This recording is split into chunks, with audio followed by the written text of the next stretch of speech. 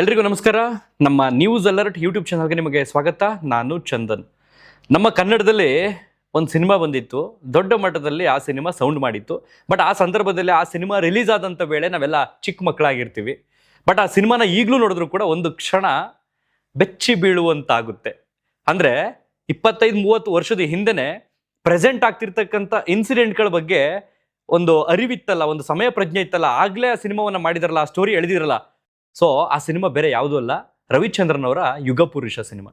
ಅದರಲ್ಲಿ ಒಬ್ಬ coffee estate owner ಮಗ ತಾನು ಇಷ್ಟಪಟ್ಟಂಥ ಹುಡುಗಿಯನ್ನ, ಪ್ರಿಯತಮಿಯನ್ನ ಮದುವೆ ಮಾಡ್ಕೊಂಡು ಕರ್ಕೊಂಡು ಹೋಗ್ತಾ ಇರ್ತಾನೆ. ಆ ಸಂದರ್ಭದಲ್ಲಿ ಅಲ್ಲಿ ಕಾರ್ದು ಏನೋ ಪ್ರಾಬ್ಲಮ್ ಆಗುತ್ತೆ ಅಂದ್ಬಿಟ್ಟು ನೀರು ತರೋದಕ್ಕೆ ಹೋಗ್ತಾನೆ. ನೀರು ತರೋದಕ್ಕೆ ಹೋದಂಥ ಸಂದರ್ಭದಲ್ಲಿ ಆ ಹೀರೋಯಿನ್ನು ಅಥವಾ ಆ ಸಿನಿಮಾದ ನಟಿ ವಿಲನ್ ಆಗಿ ಅದೇ ಕಾರಣದಲ್ಲಿ ಅವನನ್ನು ಗುದ್ದಿ ಮುಗಿಸ್ಬಿಡ್ತಾಳೆ. ಮತ್ತೆ ಆತನಿಗೆ ಪುನರ್ಜನ್ಮ ಆಗುತ್ತೆ ರವಿಚಂದ್ರನ್ ಅವ್ರ ಕ್ಯಾರೆಕ್ಟರ್ ಮೂಲಕ. ಸೊ ಆ ಸಿನಿಮಾದಲ್ಲಿ ನಮಗೆ ಒಂದು ಕ್ಷಣ ನೋಡ್ತಾ ಇದ್ರೆ ಕ್ಯಾರೆಕ್ಟರ್ಲಿ ನಾವೇ ಇದ್ದೀವೇನೋ, ಇನ್ವಾಲ್ವ್ ಆಗಿಬಿಟ್ಟಿದ್ದೀವೇನೋ ಅನ್ನೋ ಒಂದು ಆತಂಕ, ಬೆವರುವಿಕೆ ಸ್ಟಾರ್ಟ್ ಆಗುತ್ತೆ. ಅಂಥದ್ದೇ ಒಂದು ಘಟನೆ ನಮ್ಮ ಸ್ಟೇಟ್ನ ಪಕ್ಕದಲ್ಲಿರ್ತಕ್ಕಂಥ ಮಹಾರಾಷ್ಟ್ರದ ಪುಣೆಯಲ್ಲಿ ಮೊನ್ನೆ ನಡೆದು ಹೋಗಿದೆ. ಜೂನ್ 18ನೇ ತಾರೀಕು. ಆರಂಭದಲ್ಲಿ ಈ ಪ್ರಕರಣ ಯಾವ ರೀತಿ ಆಯಿತು ಅಂತಂದರೆ, ಪುಣೆಯ ಈ ಪ್ರಕರಣ ಆಕಸ್ಮಿಕ ಅಪಘಾತ.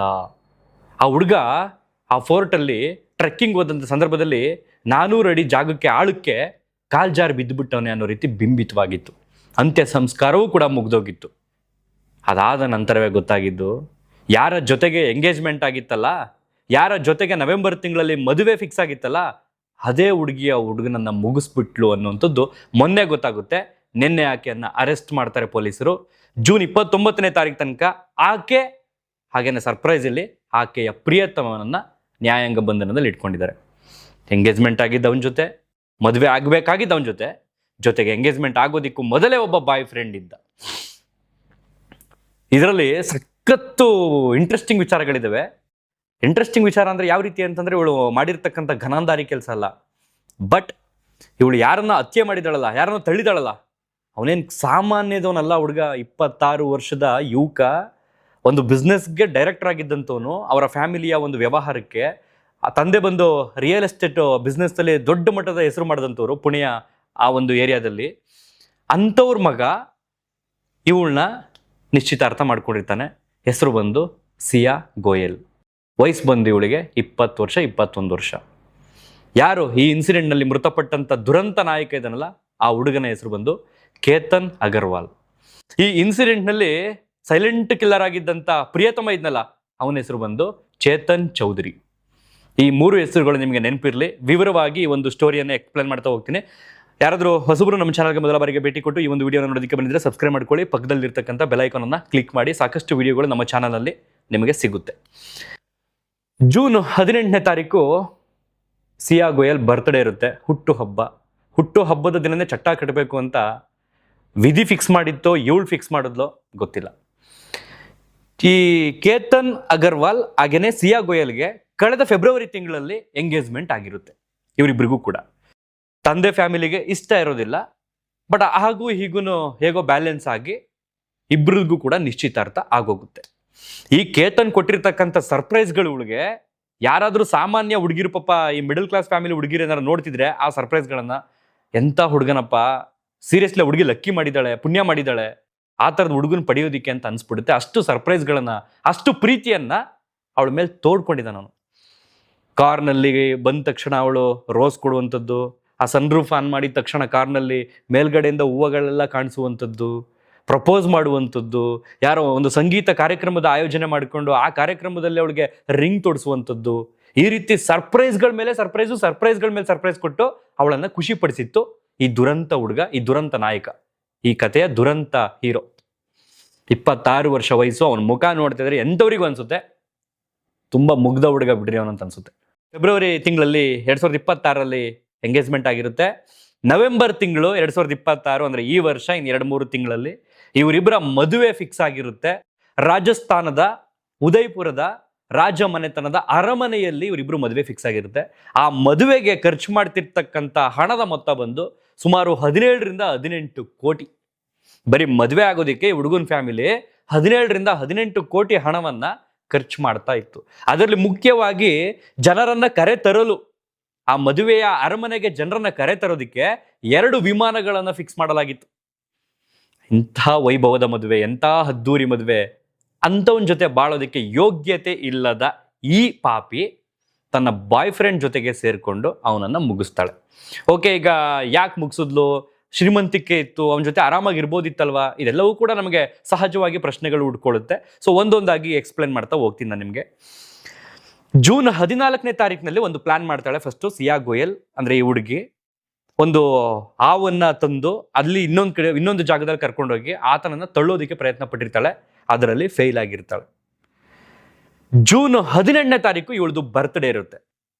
ಕೇತನ್ಗೆ ತುಂಬಾ ಹಿಂಸೆ ಕೊಟ್ಟು ನನ್ನ ಫೋರ್ಟ್ಗೆ ಹೋಗ್ಬೇಕು, ಅಲ್ಲಿ ನಾನು ಟ್ರೆಕ್ಕಿಂಗ್ ಮಾಡಬೇಕು, ಚಾರಣಕ್ಕೆ ಹೋಗ್ಬೇಕು ನನ್ನಲ್ಲಿ ಆ ಲೋಹಗಢ ಫೋರ್ಟ್ನಲ್ಲಿ. ಬಿಕಾಸ್ ಅದೊಂದು ಐತಿಹಾಸಿಕವಾದಂಥ ಫೋರ್ಟ್ ಪುಣೆಯಲ್ಲಿ, ಮಹಾರಾಷ್ಟ್ರದ ಆ ಲೋಹಗಢ ಫೋರ್ಟ್. ನಾನು ಹೋಗ್ಲೇಬೇಕು, ನಾನು ಕರ್ಕೊಂಡು ಹೋಗ್ತೀಯಾ ಇಲ್ವಾ, ನನ್ನ ಬರ್ಡೇ ದಿನ ನಂಗೆ ಬೇಜಾರು ಮಾಡ್ತೀಯಾ, ಹಾಗೆ ಹೀಗೆ ಅಂತೇಳಿ ಹಿಂಸೆ ಮಾಡಿ ಆ ಹುಡುಗನನ್ನ ಅಲ್ಲಿಗೆ ಕರೆಸ್ಕೊಳ್ತಾಳೆ. ಬೆಳಗ್ಗೆ 10 ಗಂಟೆಗೆ ಆ ಒಂದು ಫೋರ್ಟ್ಗೆ, ಆ ಒಂದು ಕೋಟೆ ಹತ್ರ ಬರ್ತಾರೆ. ಬಂದಂಥವ್ರು ಟ್ರೆಕ್ಕಿಂಗ್ ಅನ್ನ ಶುರು ಮಾಡ್ತಾರೆ 10 ಗಂಟೆಗೆ. ಅವತ್ತೇ ಅವಳು ಹುಟ್ಟಿದ ದಿನ. ಸಂಜೆ 40 ರೂಮ್ಗಳು ಬುಕ್ ಆಗಿರುತ್ತೆ. ಎಲ್ಲಿ? ಮಹಾಬಲೇಶ್ವರದಲ್ಲಿ, ಮಹಾರಾಷ್ಟ್ರದ ಮಹಾಬಲೇಶ್ವರದಲ್ಲಿ. ಇದೇ ಹುಡುಗ ಅವಳ ಬರ್ತ್ಡೇಯನ್ನ ತುಂಬಾ ಅದ್ದೂರಿಯಾಗಿ ಮಾಡಬೇಕು, ನೈಟು ಸೆಲೆಬ್ರೇಟ್ ಮಾಡಬೇಕು ಅಂತ ಅಂದ್ಬಿಟ್ಟು 40 ಲಕ್ಸುರಿ ರೂಮ್ಗಳನ್ನ ಬುಕ್ ಮಾಡಿರ್ತಾನೆ ಮಹಾಬಲೇಶ್ವರದಲ್ಲಿ.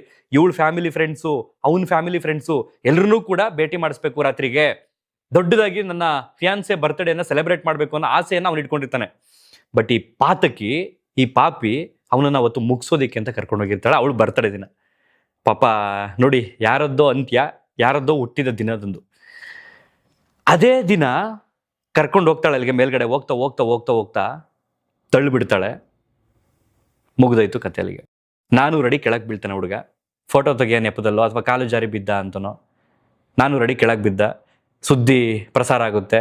ಅಲ್ಲಿಗೆ ಪಾಪ ಈ ಶೋಧ ಕಾರ್ಯ ತನಿಖಾ ಟೀಮ್ ಬರುತ್ತಲ್ಲ, ಅವರೆಲ್ಲ ಬರ್ತಾರೆ. ಹೆಚ್ಚು ಕಡಿಮೆ 3 ಗಂಟೆಗಳ ಕಾಲ ಸಮಯ ತಗೊಂಡು ಆ ಹುಡುಗನ ಬಾಡಿಯನ್ನು ಮೇಕೆತ್ತುತ್ತಾರೆ, ತಗೊಂಡು ಬರ್ತಾರೆ. ಎಲ್ರಿಗೂ ಏನನ್ಸುತ್ತೆ ಅಂತಂದ್ರೆ, ಅವತ್ತಿನ ದಿನ ಜೂನ್ 18ನೇ ತಾರೀಕು ಕಾಲ್ ಜಾರಿ ಬಿದ್ಬಿಟ್ಟವನೆ, ಇದೊಂದು ಅಪಘಾತ, ಏನು ಮಾಡೋದಕ್ಕಾಗಲ್ಲ, ಆಕಸ್ಮಿಕ, ಹುಷಾರಾಗಿರ್ಬೇಕಿತ್ತು ಹುಡುಗರುಗಳು, ಎಂಥವ್ರ ಮಗ ಹೆಂಗಾಗ್ಬಿಟ್ಟ ಪಾಪ, ಈ ರೀತಿ ಸುದ್ದಿ ವೈರಲ್ ಆಯ್ತು. ಇವಳ ಮೇಲೆ ಅನುಮಾನ ಬಂದಿಲ್ಲ ಅವತ್ತು. ರೀಸನ್ ಏನು ಅಂತಂದ್ರೆ, ನಿಶ್ಚಿತಾರ್ಥ ಮಾಡ್ಕೊಂಡಿರೋ ಹುಡುಗಿ, ನಾಳೆ ದಿನ ಮದುವೆ ಆಗ್ಬೇಕು ಅನ್ಕೊಂಡಿದ್ದಂಥ ಹುಡುಗಿ, ಪ್ರೆಸೆಂಟ್ ಇವತ್ತು ಅವಳು ಬರ್ತಡೆ, ಅವಳು ಆ ಥರ ಕೆಲಸ ಮಾಡೋದಕ್ಕೆ ಸಾಧ್ಯನಾ ಅನ್ನೋ ರೀತಿ ಇತ್ತು. ಅದಾದ ನಂತರ ಜೂನ್ 19ನೇ ತಾರೀಕು ಮಾಧ್ಯಮಗಳಲ್ಲಿ ಒಂದು ಸುದ್ದಿ ಪ್ರಸಾರ ಆಗುತ್ತೆ ಎಲ್ಲ ಕಡೆ. ಈ ರೀತಿ ಒಬ್ಬ ಬಿಸ್ನೆಸ್ ಮ್ಯಾನ್ ಮಗ, ಒಂದು ಬಿಸ್ನೆಸ್ನ ನೋಡ್ಕೊಳ್ತಿದ್ದಂಥ ಒಬ್ಬ ಡೈರೆಕ್ಟರ್, ಕಂಪ್ನಿಯ ನಿರ್ದೇಶಕ ಈ ರೀತಿ ಆಗೋಗಿದ್ದಾನೆ ಅನ್ನೋ ರೀತಿ. ಮೊನ್ನೆ ಜೂನ್ 22ನೇ ತಾರೀಕು ಅಂದ್ರೆ ಈ ಇನ್ಸಿಡೆಂಟ್ ನಡೆದಂತ 4 ದಿನಗಳ ನಂತರ ಆತನ ಕುಟುಂಬದವರನ್ನ, ಆತನ ಪೋಷಕರನ್ನ ಭೇಟಿ ಮಾಡೋದಕ್ಕೆ ಈ ಸಿಯಾ ಗೋಯಲ್ ಹೋಗ್ತಾಳೆ ಅವ್ರ ಮನೆಗೆ. ಅಲ್ಲಿ ಕೇತನ್ ಅಗರ್ವಾಲ್ ಸಹೋದರಿ ಇರ್ತಾರಲ್ಲ, ಅವರು ಇವಳು ಹುಡುಗಿ ಆಗಿದ್ರಿಂದ ಈಗ ಹುಡುಗನ ತಂದೆ ಎಲ್ಲ ಕೂತ್ಕೊಂಡು ಬಿಡ್ತಾರೆ, ಹೆಂಗಾಯ್ತಮ್ಮ ಏನು ಅಂತ ಅಷ್ಟೊಂದು ಮಾತಾಡೋದಕ್ಕೆ ಮುಜುಗರ ಆಗ್ತಿರ್ತು. ಓಕೆ, ಆ ಹುಡುಗನ ಸಹೋದರಿ ಇರ್ತಾಳಲ್ಲ, ಅಂದ್ರೆ ಇವಳಿಗೆ ನಾದ್ನಿನೋ ಅತ್ತಿಗೆನೋ ಆಗ್ಬೇಕಾದಂತ ಹುಡುಗಿ, ಅವಳೇನ್ ಮಾಡ್ತಾಳೆ, ಇವಳಂತರ ಡೀಟೇಲ್ ಆಗಿ ಹೇಗಾಯ್ತು, ಹೆಂಗೆ, ಇದೆಲ್ಲ ಆಗ್ಬಾರ್ದಿತ್ತಲ್ವ, ಈ ರೀತಿ ಅಂತ ಇಬ್ರು ಮಾತಾಡ್ತಿದ್ದಂಥ ಸಂದರ್ಭದಲ್ಲಿ ಈ ಸಿಯಾ ಗೋಯಲ್ಲು ಒಂದಕ್ಕಿನ್ನೊಂದು ಒಂಥರ ತಬ್ಬಿಬ್ಬು ಆಗುವ ರೀತಿ ತಗ್ಲಾಕೊಳ್ತಾಳೆ ಸ್ಟೇಟ್ಮೆಂಟ್ಗಳಲ್ಲಿ. ಆ ಹುಡುಗನ ತಂಗಿಗೋ ಅಥವಾ ಅಕ್ಕನಿಗೋ ಡೌಟ್ ಬರುತ್ತೆ, ಸಮಥಿಂಗ್ ರಾಂಗ್ ಅನಿಸ್ತೈತೆ ನನಗೆ, ಇವಳೇನೋ ಮುಚ್ಚಿಡ್ತಾ ಇದ್ದಾಳೆ ನಮ್ಮ ಹತ್ರ, ಇವಳ ಸ್ಟೇಟ್ಮೆಂಟ್ಗಳಲ್ಲಿ 2-3 ರೀತಿ ಹೇಳಿಕೆಗಳಿವೆ, ಸ್ಪಷ್ಟವಾಗಿಲ್ಲ ಅಂತ ಅಂದ್ಬಿಟ್ಟು ಆ ಹುಡುಗನ ಅಪ್ಪ ಅಮ್ಮಂಗೆ ಅಥವಾ ಆ ಹುಡುಗಿಯ ಅಪ್ಪ ಅಮ್ಮಂಗೆ ಇನ್ಫಾರ್ಮ್ ಮಾಡುತ್ತೆ.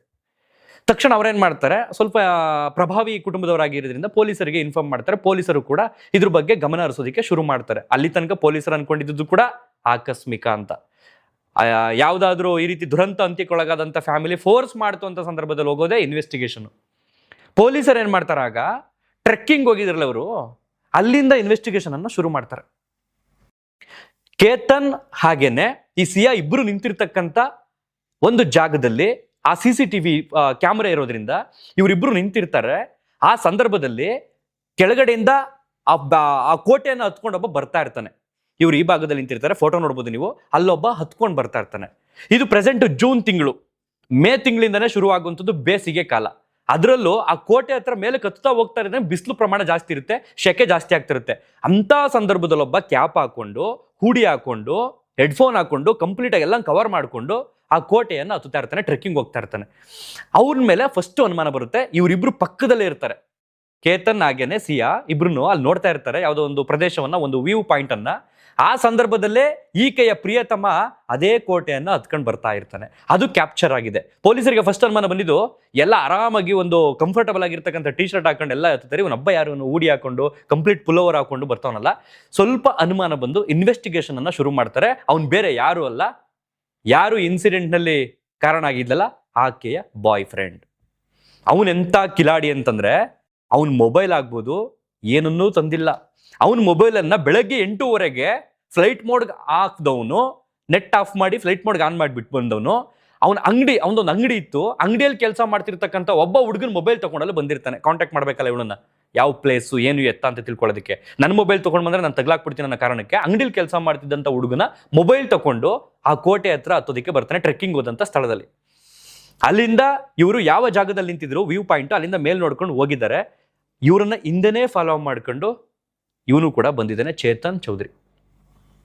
ಹೋಗಿದ್ದಾರೆ ಮೇಲ್ಗಡೆ, ಎಷ್ಟು ಸಾಧ್ಯ ಹೋಗುತ್ತೋ ಅಷ್ಟು ಮೇಲ್ಗಡೆ ಕರ್ಕೊಂಡೋಗಿ. ಆ ಸಂದರ್ಭದಲ್ಲಿ ಬಹುಶಃ ನನಗನ್ಸುತ್ತೆ ಇವ್ರ ಪ್ಲಾನ್ ಅಂದ್ರೆ ಪೊಲೀಸರ ತನಿಖೆ ಪ್ರಕಾರ ಈಗ ಸೀನ್ ಕ್ರಿಯೇಟ್ ಎಲ್ಲ ಮಾಡಿಸ್ತಾರೆ. ಸ್ಥಳ ಮಹಜರು ಮಾಡೋಕೆ ಹೋದಾಗ ಹೆಂಗೆ ಮಾಡಿದ್ರಿ, ಹೆಂಗೆ ತಳ್ಳುದ್ರಿ ಅಂತೆಲ್ಲ ತಿಳ್ಕೊಳ್ತಾರೆ. ಫೋಟೋ ತೆಗಿತೀನಿ ನಿಂತ್ಕೊಂತ ಅಂದಿರ್ತಾಳೆ ನನ್ನ ಪ್ರಕಾರ ಇವಳು. ಪಾಪ ಹುಡುಗ ಮುಗ್ದನೋ ಏನೋ.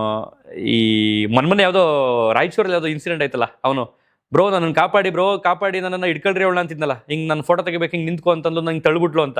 ಬಹುಶಃ ಹಂಗೆ ಆಗಿರುತ್ತೆ. ಈಗ ವ್ಯೂ ಪಾಯಿಂಟ್ ನೋಡ್ಕೊಂಡು ನಿಂತ್ಕೊ, ಕೈ ಹಿಂಗೆ ಇಳಿಸ್ಕೊಂಡು ಹಿಂಗೆ ನಾನು ತೆಗಿತೀನಿ ಅಂತ ಅಂದಿರ್ತಾಳೆ. ಹಿಂದೆಯಿಂದ ಬಂದು ಬಾಯ್ ಫ್ರೆಂಡ್ ದುಃಖಿದ್ನೋ ಇವಳೇ ದುಃಖಿದ್ನೋ, ಆ ಹುಡುಗನ ಕತೆ ಅಲ್ಲಿಗೆ ಫಿನಿಶ್. ಒಟ್ಟಾರೆಯಾಗಿ ಪೊಲೀಸರೀಗ ಇಬ್ಬರನ್ನೂ ಕೂಡ ಅರೆಸ್ಟ್ ಮಾಡಿದ್ದಾರೆ. ಈಗ ಆರೋಪಿ ಮತ್ತೆ ಆರೋಪಿಯ ಸ್ನೇಹಿತ ಅಥವಾ ಪ್ರಿಯಕರ ಅಥವಾ ಗೆಳೆಯ ಇಬ್ಬರನ್ನೂ ಅರೆಸ್ಟ್ ಮಾಡಿ ಇಬ್ರದ್ದು ಮೊಬೈಲ್ ವಶಪಡಿಸಿಕೊಂಡಿದ್ದಾರೆ.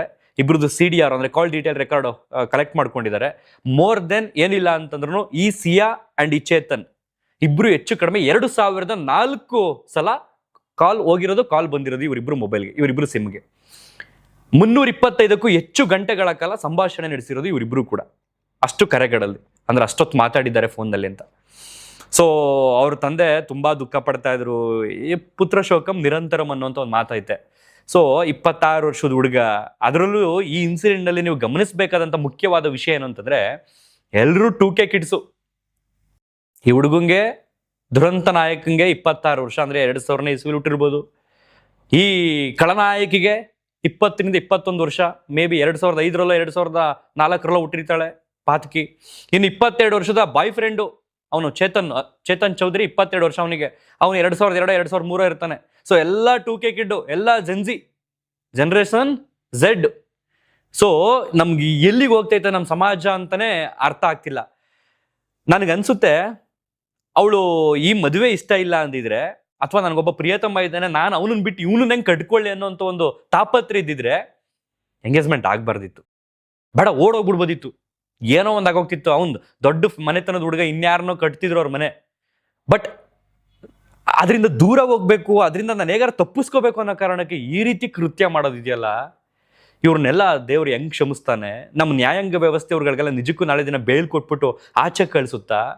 ನಾಳೆ ದಿನ ಇಂಥವ್ರು ನೋಡ್ಕೊಂಡು ಕೆಲವರು ಪ್ರಭಾವ ಆಗಲ್ವಾ, ಇನ್ಫ್ಲೂಯೆನ್ಸ್ ಆಗಲ್ವಾ? ನನಗಂತೂ ಅರ್ಥ ಆಗ್ತಿಲ್ಲ. ಬಹುಶಃ ನಮ್ಮ ನ್ಯಾಯಾಂಗ ವ್ಯವಸ್ಥೆ ಈ ಒಂದು ತನಿಖೆಗೆ ಸಂಬಂಧಪಟ್ಟಂಗೆ ಸರಿಯಾದಂಥ ಶಿಕ್ಷೆಯನ್ನ ಕೊಡ್ತು ಅಂತಂದ್ರೆ, ಅದಕ್ಕೆ ಸಂಬಂಧಪಟ್ಟ ಹಾಗೆ ಸಮಾಜದಲ್ಲಿ ಸಂದೇಶ ಎಲ್ಲಾ ಕಡೆಯೂ ಕೂಡ ಪ್ರಸಾರ ಆಯಿತು ಅಂತಂದ್ರೆ, ಒಂದಷ್ಟು ಜನ ಈ ರೀತಿಯ ಪಾತಕಿಗಳು ನಮ್ಮ ನಡುವೆ ಇರುವಂಥವ್ರು, ಮುಂದೆ ಸೃಷ್ಟಿಯಾಗುವಂಥವ್ರು ಭಯ ಪಡಬಹುದು.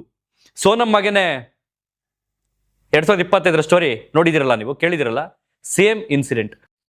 ಇಲ್ಲಿ ನಮ್ಮ ಕರ್ನಾಟಕದಲ್ಲಿ ಇದೇ ರೀತಿಯ ಒಂದು ಘಟನೆಯನ್ನು ನಿಮಗೆ ನೆನಪಿಸ್ಬೇಕು ಅಂತಂದ್ರೆ ಬಿಚ್ಚಿ ಬೀಳ್ತೀರಾ ನೀವು ಈಗಲೂ ಕೂಡ. ರಿಂಗ್ ರೋಡ್ ಶುಭ ನೆನಪಿದೆಯಲ್ಲ? ರಿಂಗ್ ರೋಡ್ ಶುಭ ಕತೆ ಯಾವ ರೀತಿ ಈಗ ಕರ್ಸ್ಕೊಂಡು ಬೆಳಗಿನ ಜಾವ ಯಾವ ರೀತಿ ಏನು ಮಾಡಿದ್ಲು ಅನ್ನೋಂಥದನ್ನ. ಸೊ ನಾನು ಯಾಕೆ ಯುಗ ಪುರುಷದ್ದು ಕತೆ ಹೇಳಿದೆ ಆರಂಭದಲ್ಲಿ ನಿಮಗೆ ಅಂತಂದ್ರೆ, ಆ ಸಿನಿಮಾ ಬಗ್ಗೆ ಹೇಳಿದೆ ಅಂತಂದ್ರೆ, ಸೇಮ್ ಅಲ್ಲಿ ಆಸ್ತಿಗೋಸ್ಕರ ಮಾಡಿದ್ಲು, ಇಲ್ಲಿ ಯಾವುದಕ್ಕೋಸ್ಕರ ಮಾಡಿದ್ಲು ಅನ್ನೋಂಥದ್ದು ಈ ಕ್ಷಣದವರೆಗೂ ಕೂಡ ಗೊತ್ತಿಲ್ಲ. ಈ ರೀತಿ ನಾವು ನೋಡಿದಾಗ ಏನನ್ಸುತ್ತೆ ಗೊತ್ತಾ, ಮೇ ಬಿ ಬಾಯ್ ಫ್ರೆಂಡ್ ಏನಾದ್ರು ಮಿಡಲ್ ಕ್ಲಾಸ್ ಇದ್ದ, ಏನೋ ಆಗೋಗಿದೆ ಅಂತಂದ್ರೆ ಅವನನ್ನು ಮುಗಿಸ್ಬಿಟ್ಟು ಶ್ರೀಮಂತನ ಜೊತೆ ಸೆಟ್ಲ್ ಆಗೋಣ ಅಂತ ಮೈಂಡ್ ಸೆಟ್ ಇರ್ಬೋದು ಅಂತ ಅನ್ಕೊಂತೀವಿ. ಬಟ್ ಇಲ್ಲಿ ತದ್ವಿರುದ್ಧ, ಶ್ರೀಮಂತ ಮನೆತನದ ಹುಡುಗ 17 ಕೋಟಿ ರೂಪಾಯಿ ಖರ್ಚು ಮಾಡ್ಕೊಂಡು ಮದುವೆ ಮಾಡ್ಕೊಳ್ತಿದ್ದಾನೆ ಇವಳನ್ನ. ಇವಳ ಲೈಫಲ್ಲ ದುಡ್ಡು ನೋಡಿಲ್ವೇನೋ, 40 ರೂಮ್ ಬುಕ್ ಮಾಡಿದ್ದಾನೆ ಇವಳು ಬರ್ಡೆಗೆ. ಇವಳ ಲೈಫಲ್ಲಿ ಒಂದು ರೂಮ್ ಬುಕ್ ಮಾಡ್ಕೊಂಡು ಬರ್ತಾರೆ ಮಾಡ್ಕೊಂಡಿದ್ಲ ಇಲ್ವೋ? ಅಂಥ ವೈಭವದ, ಅಂಥ ಮನೆತನದ ಹುಡುಗನನ್ನ ಮುಗಿಸೋದಿಕ್ಕೆ ಇವಳಿಗೆ ಅದು ಹೆಂಗ್ ಮನಸ್ಸು ಬಂತು ನನಗಂತೂ ಗೊತ್ತಿಲ್ಲ.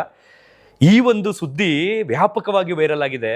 ವ್ಯಾಪಕವಾಗಿ ವೈರಲ್ ಆಗೋದ್ರ ಜೊತೆಗೆ ನಮ್ಮ ಹುಡುಗರುಗಳು ಯಾವ ರೀತಿ ಭಯ ಬಿದ್ದಿದ್ದಾರೆ ಅಂತಂದ್ರೆ, ಮದುವೆ ಆಗದೆ ಸಿಂಗಲ್ ಆಗಿ ಇದ್ಬಿಟ್ರೆ ಪರವಾಗಿಲ್ಲಪ್ಪ ದೇವ್ರೆ, ಇಂಥ ಪಾತಕಿಯರನ್ನ ಮಾತ್ರ ನಮಗೆ ಸೇರಿಸ್ಬೇಡ.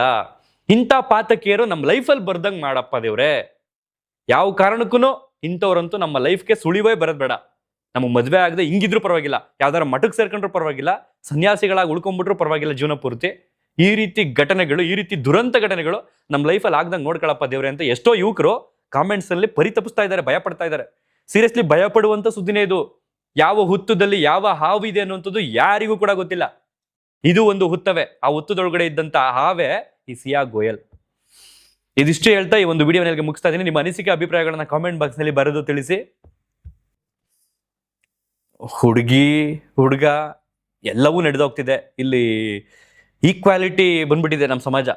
ಜಾಸ್ತಿ ಅಪರಾಧಗಳನ್ನ ಇವ್ರು ಮಾಡ್ತಾವ್ರೆ, ಜಾಸ್ತಿ ಅಪರಾಧಗಳನ್ನ ಇವ್ರು ಮಾಡ್ತಾರೋ ಅನ್ನೋದೇನಿಲ್ಲ. ಸಮಾನತೆ ಬಂದ್ಬಿಟ್ಟಿದೆ. ಬೆಂಗಳೂರಿನಲ್ಲಿ ಒಂದು ಫ್ಲಾಟ್ನ ಅವ್ರ ತಂದೆ ತಾಯಿ ಮಾರ್ಕೊಟ್ಟಿಲ್ಲ ಅನ್ನೋ ಕಾರಣಕ್ಕೆ ಮೊನ್ನೆ ನಡೆದಿರ್ತಕ್ಕಂಥ ಸುದ್ದಿ. ಪ್ರಿಯಕರನ್ ಜೊತೆ ಸೇರ್ಕೊಂಡು ಅವ್ರ ಅಪ್ಪನ ಮುಗ್ಸೋಳೆ, ಅಮ್ಮನ್ ಮುಗ್ಸೋಳೆ, ತಂಗಿನೂ ಮುಗ್ಸೋಳೆ. ಶ್ವೇತಾ ಅನ್ನೋಂಥ ಹೆಣ್ಮಗಳು ಇವತ್ತು ಬಂದ್ಸೋರೆ ಅವಳನ್ನ. ಗೊತ್ತಿಲ್ಲಪ್ಪ ಯಾಕೆ ಹಿಂಗೆ ಆಗೋಗಿದೆ ನಮ್ಮ ಸಮಾಜ, ಅದರಲ್ಲೂ ಯುವ ಸಮುದಾಯದ ಈ ಪೀಳಿಗೆಗಳು ಏನಾಗೋಗಿದೆ, ಇವಕ್ಕೆ ಏನು ರೋಗ ಬಂದೈತೆ ಅಂತ ಅರ್ಥನೇ ಮಾಡ್ಕೊಳ್ಳೋದಕ್ಕೆ ಆಗ್ತಿಲ್ಲ. ಇದಿಷ್ಟು ಹೇಳ್ತಾ ಈ ಒಂದು ವಿಡಿಯೋವಲ್ಲಿಗೆ ಎಂಡ್ ಮಾಡ್ತಾ ಇದ್ದೀನಿ. ನಿಮ್ಮ ಅನಿಸಿಕೆ ಅಭಿಪ್ರಾಯಗಳನ್ನ ಕಾಮೆಂಟ್ ಬಾಕ್ಸ್ನಲ್ಲಿ ಬರೆದು ತಿಳಿಸಿ. ಸಾಧ್ಯವಾದರೆ ಬೆಂಗಳೂರಿನ ಸ್ಟೋರಿಯಲ್ಲಿ ಮುಂದಿನ ವಿಡಿಯೋದಲ್ಲಿ ನಾನು ನಿಮ್ಗೆ ಸಿಗ್ತೀನಿ. ಧನ್ಯವಾದ ಇಷ್ಟೊತ್ತು ಈ ಒಂದು ವಿಡಿಯೋವನ್ನು ನೋಡೋದಕ್ಕೆ.